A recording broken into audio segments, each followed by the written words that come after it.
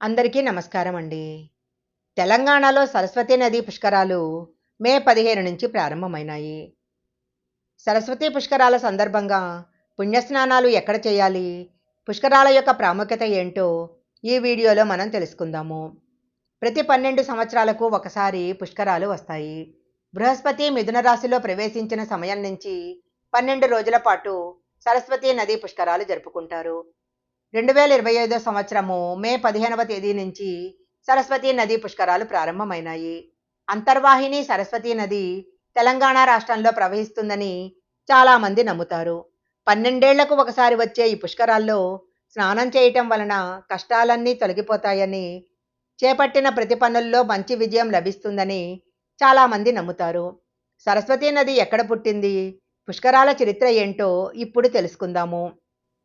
ఋగ్వేదంలో సరస్వతి నది గురించి చెప్పబడింది. హిమాలయ పర్వతాలలో శివాలిక్ ప్రాంతంలో సరస్వతీ నది ప్రవహించినట్లు ఋగ్వేదంలో పేర్కొనబడింది. పాకిస్తాన్లో హక్రా, భారత్లోని గగ్గర్ నది అప్పటి సరస్వతీ నది అని చరిత్రకారులు, భూగర్భ శాస్త్రవేత్తలు గుర్తించటం జరిగింది.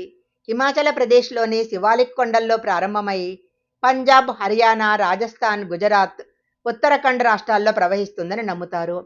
కొన్ని వేల ఏళ్ల కిందటే భూగర్భము, వాతావరణంలో వచ్చిన మార్పుల వలన సరస్వతీ నది అదృశ్యమైపోయింది.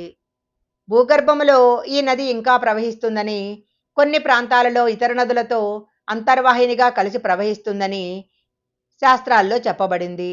బృహస్పతి ఏడాదికి ఒక రాశి చొప్పున 12 రాశుల్లో సంచారం చేస్తుంటాడు.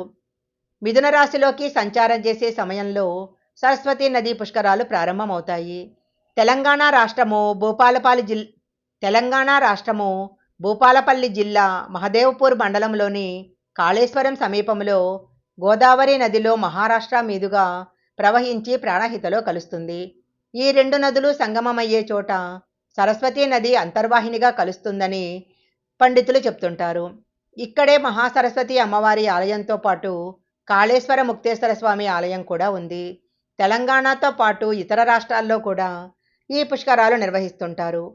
బద్రీనాథ్ సమీపంలో ఉన్న మనా గ్రామంలో కూడా మనం సరస్వతీ నదిని చూడొచ్చు. అక్కడ కొంత దూరం ప్రవహించి అలకనందా నదిలో కలిసిపోతుంది. ప్రయాగరాజులో గంగా, యమునా నదులు కలిసే చోట అంతర్వాహినిగా వచ్చి కలుస్తుంది. త్రివేణి సంగమం జరిగే ప్రాంతంలో సరస్వతీ పుష్కరాలు నిర్వహిస్తారు.